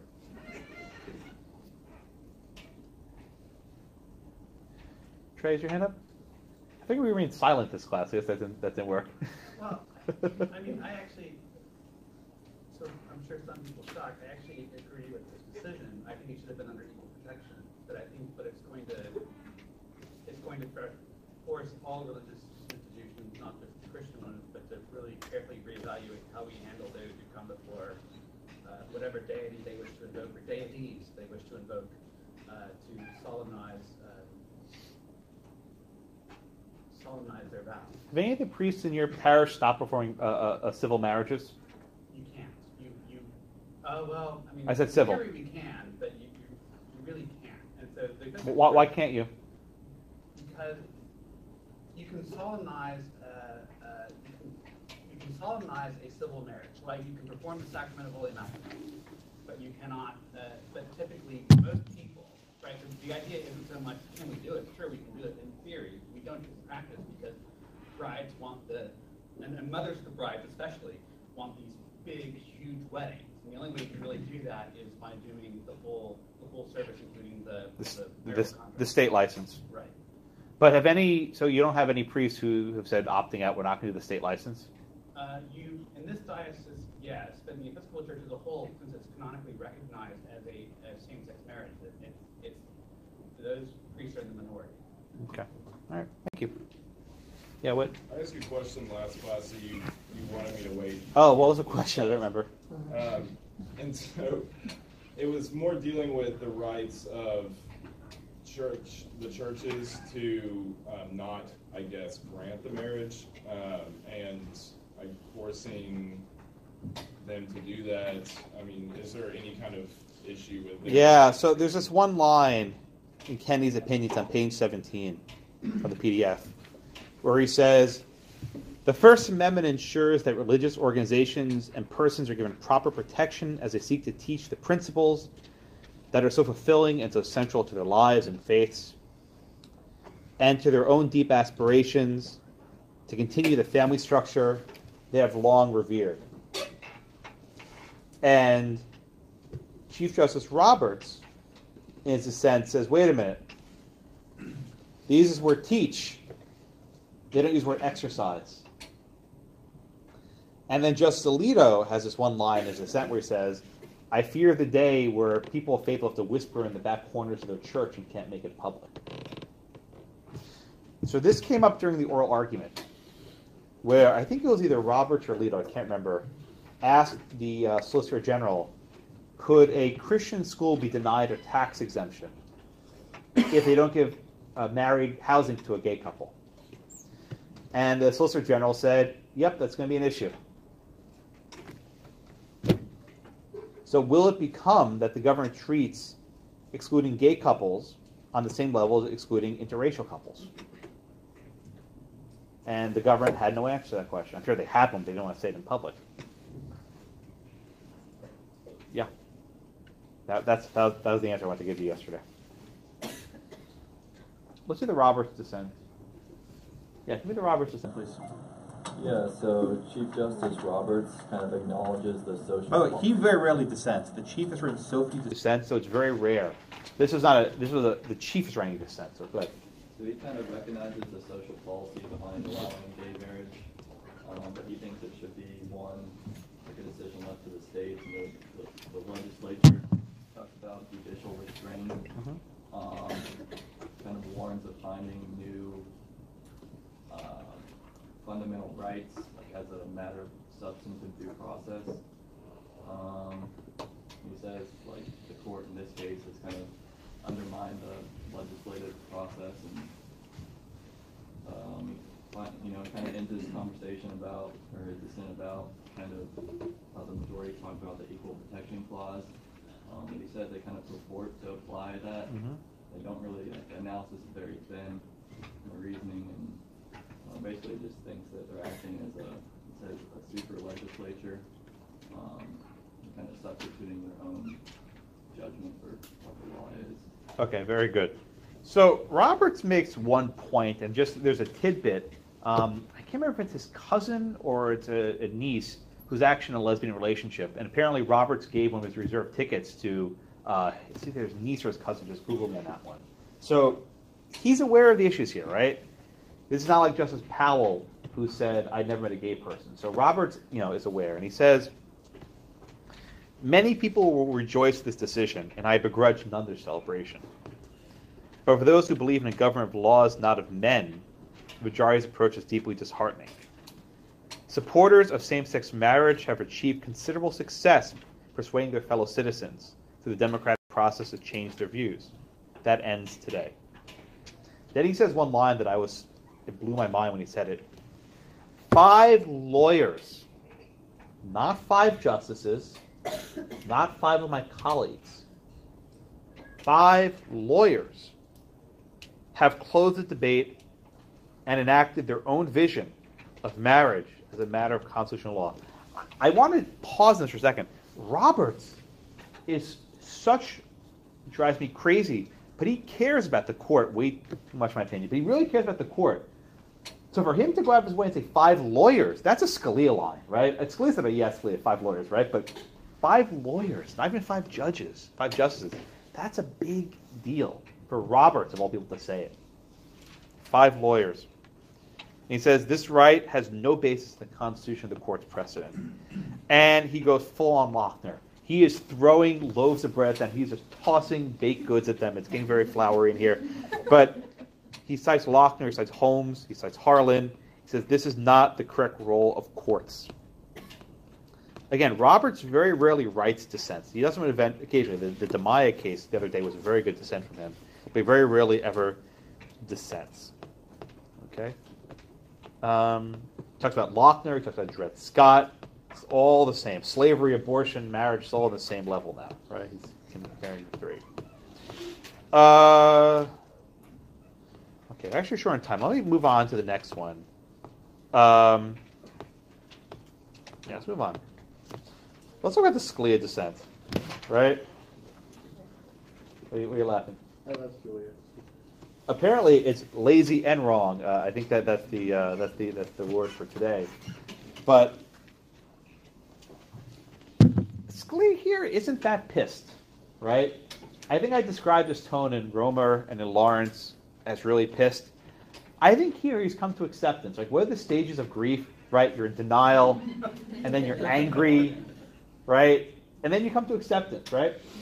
I think Scalia's made peace with this, right? I think he just doesn't have the same anger. I mean, he's sharp, but he's not vigorously dissenting. So I think there's I think he verily is like, okay, I knew this was coming. I got myself ready for this crap a decade ago. I'm going to lay it out here. And then he actually died barely a year and a half later. Okay? So he says, think about it. There's no talk of the homosexual agenda or powerful interest group. He says, the substance of today's decree, not a ruling, an opinion, a decree. Remember, like a king? The substance of today's decree is not of immense importance to me. The law can recognize as marriage whatever sexual attachments and living arrangements as it wishes, and it can afford them favorable civil consequences. So it's not of special importance to me what the law says about marriage. It is of overwhelming importance, however, who it is that rules me. Today's decree, again, not a ruling, a decree, says that my ruler, and the ruler of 320 million Americans coast to coast is a majority of the 9 lawyers on the Supreme Court. We've talked a lot today about the Declaration and the pursuit of happiness. Scalia uses it in a very different fashion. He says, the opinion today for an unelected committee of 9 with extravagant praises of liberty robs the people of the most important liberty they asserted in the Declaration of Independence and won in the Revolution of 1776. The freedom to govern themselves. Law students don't think about government. They only care about courts. It's an unfortunate aspect of our lives. But what we have here is Scalia saying that people can't govern themselves when the courts can intervene. And let me put this point a little bit more bluntly. In Texas, at least, a people vote to amend the Constitution was like 75 or 80%. It was a very high level of support. By this court's decision, which compares bans on a gay marriage to bans on interracial marriage, right? The court's basically saying if you support this amendment, you're no different than people who are the Lovings in jail. And that's a significant message to say that by voting for this amendment, you are denying someone a right the same as throwing Mildred Loving and her husband, Richard Loving, in jail. Okay? Scalia then also laments the fact that this was a democratic process that was working, that state after state began to recognize gay marriage.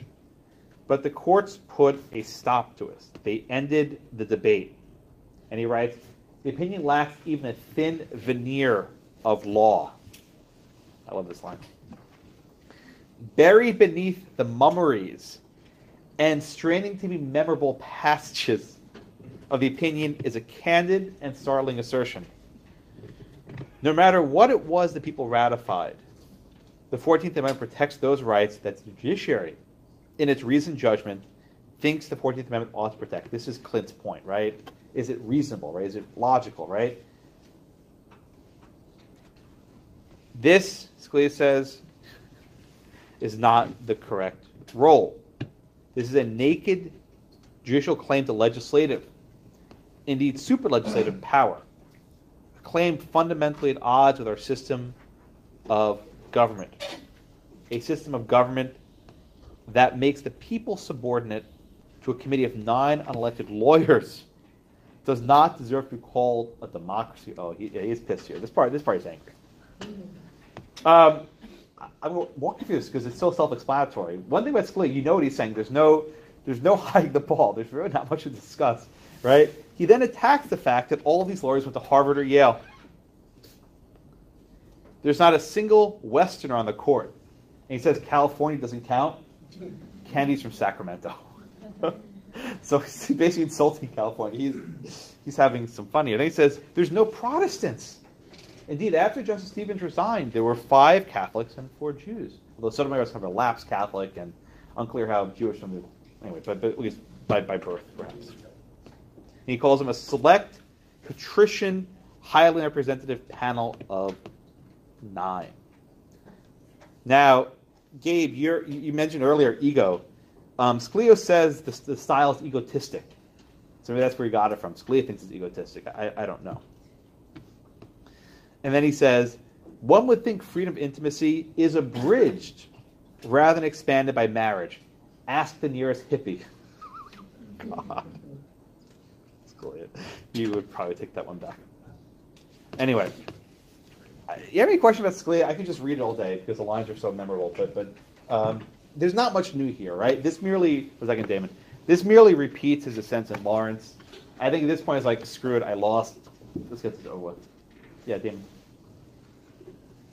Regarding the dissent and other dissenters, I see this line of the justices are acting as legislators here, and it's not for the court to decide. I mean, the people through Congress or state should rule or make laws. But the same justices, where they are acting in majority or writing the opinion in majority, they are also overruling or striking down same laws that has been enacted through legislation passed. They are not saying, oh, we are acting as a ruler. How come when they are dissenting, they are using this as justice? So which laws are you talking about that are being struck down?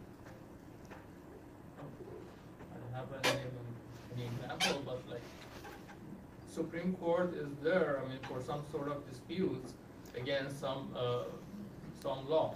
So the reason why I asked that, I mean, we can take, for example, Lopez, right? The Gun-Free School Zone Act. There the court struck it down because they said it was not a proper regulation of commerce, right? Morrison, the Violence Against Women Act, right, was an application of commerce. There's a difference, they would argue, between the Commerce Clause, which is written, and the Due Process Clause, which leaves a lot up for discussion. And they'll say because the structural provisions are written, the court does have a license perhaps to invalidate things. And because the Due Process Clause leaves stuff open to whatever they want, it's a much more dangerous path. So you can agree with it or not. Some people say it is, it's not. But the distinction I think Scalia would draw is if it's something written down, the courts have a license to intervene, because the Constitution perhaps vests that power in the courts. But with the Due Process Clause, Lochner, for example, we don't know what liberty means. And it's merely based on what the court's reasoned judgment is on that given day. Now, you can say something about commerce, right? What does commerce mean? It means whatever Scalia wants it to mean. Maybe. Maybe yes, maybe no. But there's a slightly greater claim to legitimacy when you're dealing with something written down than something not written down. That's why Lochner was viewed as such an awful, awful thing in the 1930s. Does that answer your question a little bit? Good. Hey, Gabe, and then Whit? Can you please elaborate if you're in the same page with you, the direct quote, naked judicial claim to legislator? What does that mean to you? Naked claim to... you remember the story when you were a kid, The Emperor's New Clothes? Remember the story? So it's a childhood fable, right, where you have this emperor, right, who's an idiot. And someone's trying to scam him. And he says, I'm going to sell you the most beautiful clothes in the world, but like only the most wise people can see it, right? So the guy sells him nothing. He says, let me put this robe on you. And the king is so arrogant, the emperor is so arrogant, he says, oh, it looks beautiful, right? So the emperor's walking through the town butt naked. Everyone's like, who is this guy? But they're afraid to say anything because if they say something, they'll be killed, right? So this idea of naked suggests that there's nothing there.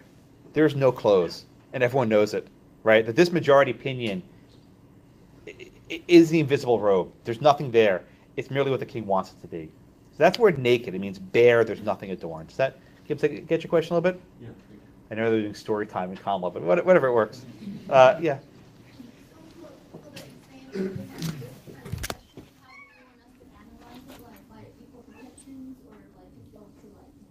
Do what Justice Kennedy did.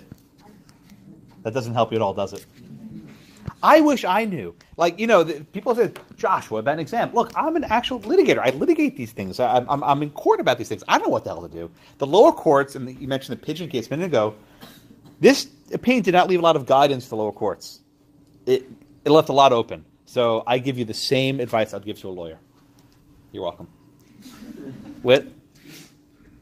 Well, it was kind of like the only time that I saw Kennedy actually addressing some of the issues of the dissent, and the strongest argument, I think, was that it wasn't legislative, it wasn't in the court's purview, but he says that the individual can invoke a right to constitutional protection when he or she is harmed, even when the broader public disagrees and the legislator refuses to act. The idea of the Constitution was to withdraw certain subjects from the vicissitudes of public controversy, place them beyond the reach of minorities and officials, and to establish them as legal principles to be applied by the courts. And then does that merely beg the question whether the right exists in the first place? That's kind of what I was about. Right. I mean, it's circular, right? Because unless the right exists, there's nothing to withdraw. Right. It still requires a judicial declaration the right exists in the first instance. Does that make sense? Yeah, it does. So when he's citing West Virginia, I mean, what like precedent was that coming from? West Virginia versus Barnett. Mm-hmm. That was a case about whether you're required to salute the flag. That was a First Amendment case. It was not a substantive due process case. Right. So it doesn't really get you. Not really. Yeah. Let's move on. Let's do the Thomas dissent. So Justice Thomas is in a unique spot here, right? Why? Because one of the most common comparisons between the gay marriage case is the Loving itself. And I showed you that clip, right, from the movie a few weeks ago. Justice Thomas himself is in an interracial marriage in Virginia. So he has a little bit of a unique perspective on this, right? His own marriage had been criminalized a couple decades earlier. And he basically explains how this case is in no way like Loving. And people often have some difficulty with this passage. I think I did the first couple times I taught it. I don't think I actually got it until about a year or two ago. He says it's offensive and inaccurate to compare this to miscegenation. Why? The prohibition of interracial marriage only came about as a byproduct of slavery. Right. So effectively, it was slavery that rewrote the marriage laws. Right. That the law in Virginia, which was enacted in 1920, was itself the aberration. That it was the anomaly. That marriage should be about procreation and not about race. He also makes the point that Loving was a criminal case. Right. That this wasn't merely whether you can petition for a license, whether they can throw you in jail for getting a license in another state. And that's the point that didn't quite click with me till fairly recently. But if you think about it, the issue in Loving was not whether Virginia had to issue the license, it was whether they can be arrested for getting a license in Maryland. Right? Can they throw you in jail for doing this? So there's some things you can look in footnote 5 of Thomas's opinion. The other part of Thomas's opinion, which I'll address, and I'll move a little bit quickly, we're running short on time, is about dignity. And this is a line that got a lot of people very angry. So Thomas said that dignity is something that you're born with. That, to use the declaration, you're endowed by your Creator with it. These are inherent rights. Then he made these two lines. He said that slavery cannot deprive a person of their dignity. And then he went and said people at internment camps cannot be deprived of their dignity. And if you know George Takei, the guy on Twitter, Mr. Sulu, right? He flipped out this one because he actually was in an internment camp. He went crazy on this one. How could Thomas say this? And I think, Laura and I've had this discussion now for a week now. It turns on what this phrase dignity actually means. Is dignity something that you're born with? If that's the case, no one can take it away from you. You are your inherent person. Or is dignity something that the government can bestow upon you? That is by granting you a marriage license, it's basically a piece of paper, whatever it happens to be. That is giving you dignity. There's such a disconnect between the majority and the dissent. They don't even agree on terminology, right? They don't even agree on what the phrase dignity means. So it's no surprise that they reach such wildly different results. Is there any questions of the Thomas dissent? Question Justice Thomas's dissent. Thomas says the government cannot bestow dignity. It cannot take it away. Anything on Thomas? Thomas also makes the point that traditionally liberty was viewed as a negative matter, right? That the government could not interfere in your life, but they were not obligated to give you a piece of paper. And he said this is the first decision where you're having a constitutional right to something positive. So to give you an example, a lot of state constitutions have a right to education, maybe a right to housing, a right to health care in the state constitution. And if the state fails to provide you with these positive rights, they can be sued. But our federal constitution doesn't have that sort of structure.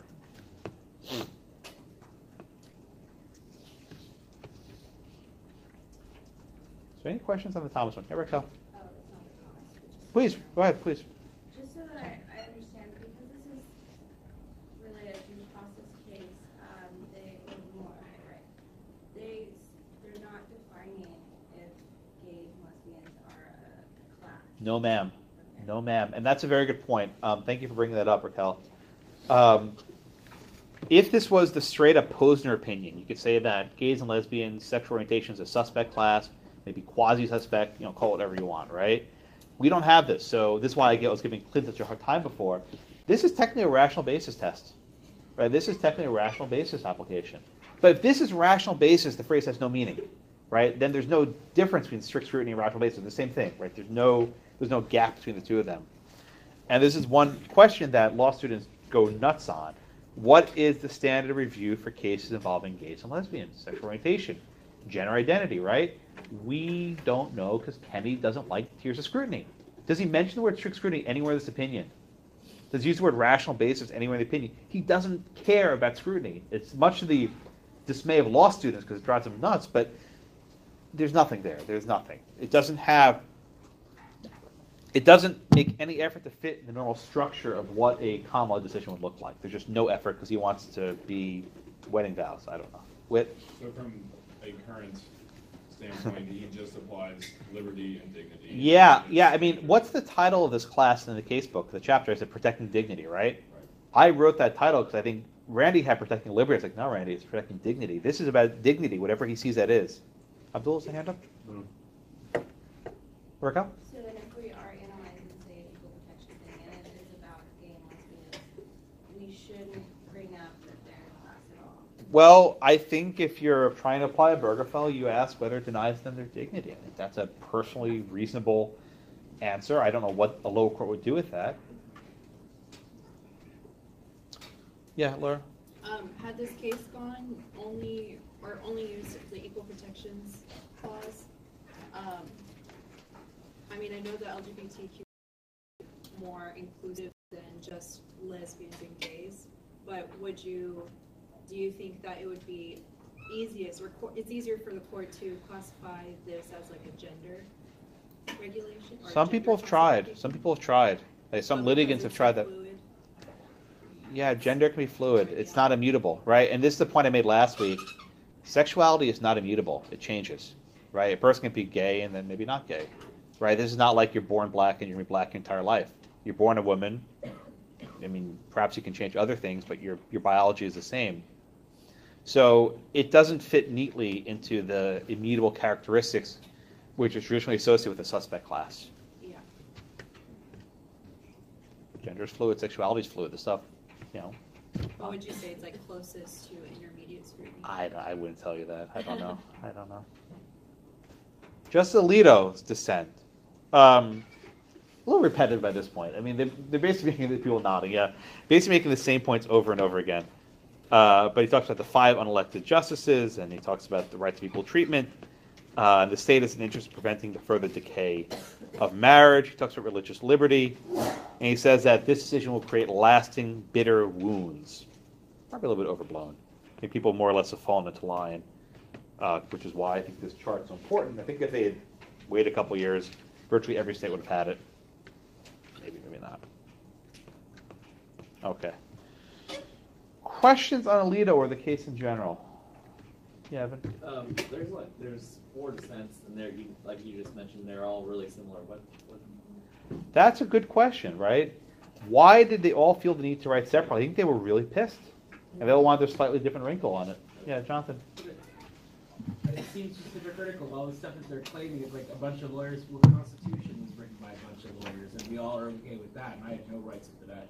Even electing George Washington, I'm just contract of adhesion into this, and then second. Contract of adhesion, you mean the social contract? I guess, but and on top of all that, they quote a bunch of losers' dissents. They quote a bunch of loser dissents. Who are these losers? A bunch of dissents, and I know even just from LRW, you just don't quote it. It's persuasive, but it's certainly not. Which loser dissents are you talking about? What was it, Harlan that Roberts uses, and then on top Lochner? of all that, they go, oh, look at this is going to pretend that they steal this power. They've been doing it the whole time. You can't grow wheat. You can't reproduce. You can't do that. They've been doing it for 200 years. Okay. I only have a minute left, so I'm not going to respond, but I'll maybe respond after class. It just seems like loser the dissent. rattle of a bunch of losing institutions. Like, oh, we're about to go out, so here's my last little bit of. Anyone else? Yeah, Regina? Just on the argument about marriage being basically for appropriation, Just kind of what? because what does that invalidate then the marriages that, you're in a marriage and you or your wife, you can't conceive a child. So then is your marriage invalidated? So the argument is, it doesn't apply for everyone, but as a generality, it would encourage people, right? You don't know in advance who's fertile or not when they get married, right? The idea of a rational basis doesn't require 100% certainty. It requires maybe 10% or 1% that it's a general rule that could work. But if you require, people who are infertile can't reproduce, therefore this is irrational, then yeah, that's easy. So it makes it arguable then. Arguable, right? But that's not what rational usually means. Got it? Anyone else? Cameron, briefly, then we'll head out. One thing I was curious about the similarity of the I don't know. I've wondered this for years. I don't know why Robertson joined the other ones. It's very strange. You never know. I'll look at the papers of this case in 30 years and figure out the answer. Anyone else? It's on my list of things to do. All right, I'll see you all on Tuesday. Thank you very much. Semester's done, my friend.